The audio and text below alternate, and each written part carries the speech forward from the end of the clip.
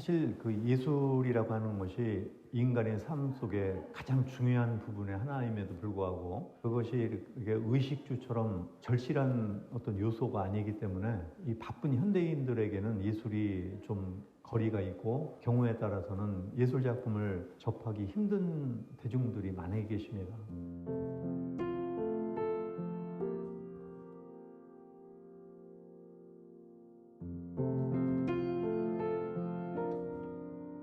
그러나 이 피카소가 언급했듯이 예술 작품이라는 것은 기억에 쌓인 먼지를 털어내는 도구이다 이렇게 말을 했거든요. 그러니까 결국은 우리의 기억과 뇌 속에 있는 여러 가지 잡념들과 갈등, 고민 이런 것들을 해소해주고 털어낼 수 있는 그 유일한 펑션이 바로 예술이다. 저는 그렇게 보고 있습니다. 현대인들은 정보화 시대를 맞아서 너무나 정보가 범람하고 많기 때문에 그 정보의 홍수 속에 시달리다 보니까 예술 작품을 이렇게 조용히 향유할 수 있는 시간을 갖지 못합니다. 그러다 보니까 이제 선택의 어떤 갈등 속에서 어떤 결정장애도 생기고 또 그러다 보니까 자기 직업에 대한 후회, 불만족 또 가족 간의 갈등, 사회에 대한 부적응, 그리고 사이버 속에서의 생활과 실제 밖의 그 오프라인에서 리얼리티 생활이 이렇게 괴리가 되어 있기 때문에 거기서 오는 그 상충된 삶의 형태 속에서 갈등과 고민과 번민이 증폭되는 것이죠. 그래서 이제 예술 작품들이 결국은 그러한 현대인들이 갈등과 고민을 해소해 줄 수 있는 어떤 힐링의 역할을 한다. 이렇게 저는 봅니다.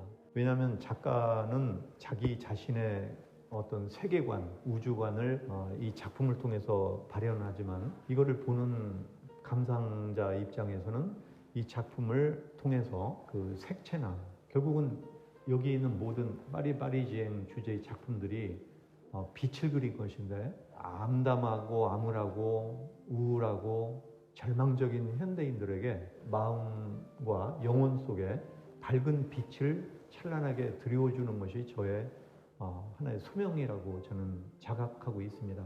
그렇기 때문에 제 작품의 대주제는 빛이 언어입니다. 빛은 물리학적이나 광학적으로 해석하면 단지 찬란하게 빛이 밝다라고 하는 단순 명쾌한 정의를 내릴 수 있지만 우리가 이 빛의 속성을 생각해 보면 그 속에 빛의 입자가 있고 에테르가 있고 그리고 그 빛이 광학적일 뿐만 아니라 미학적으로도 또 종교적으로 영혼적으로도 우리 마음속에 빛이 드리워지지 않으면 우울증에 걸리기 쉽고 그리고 조울증에 걸리기 쉽고 또 기억상실증에 걸리기 쉽고 이 사회 구조에 대해서 혐오감을 갖고 갈등을 느끼고 이러다 보니까 이제 자기의 삶과 또 현실에 대해서 불만을 느끼고 이렇게 사회 어떤 그 구성 스트럭처에서 회피하는 경우가 많습니다. 그런 것들에 대해서 빛을 전해주는 것이 제 예술가로서의 소명이자 미션이다 이렇게 생각합니다. 파리에서 가장 높다는 언덕입니다. 몽마르트 언덕.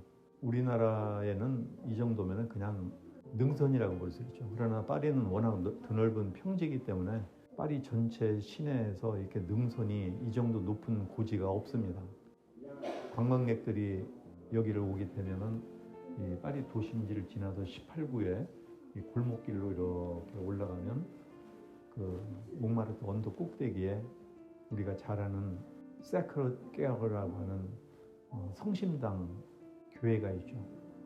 여기에서 이제 종교인들이 희생도 하고 그 희생된 종교인을 기리기 위해서 파리 시민들이 모금을 해서 이 세크르 깨어를 건축하게 된 것입니다. 이 아름다운 전경인데 이제 저는 이 모습을 집이라기보다 사람들이 이렇게 옹기종기 모여서 대화를 나누는 다이얼로그를 하는 그런 모습을 메타포로 이렇게 표현해 본 그런 작품이죠.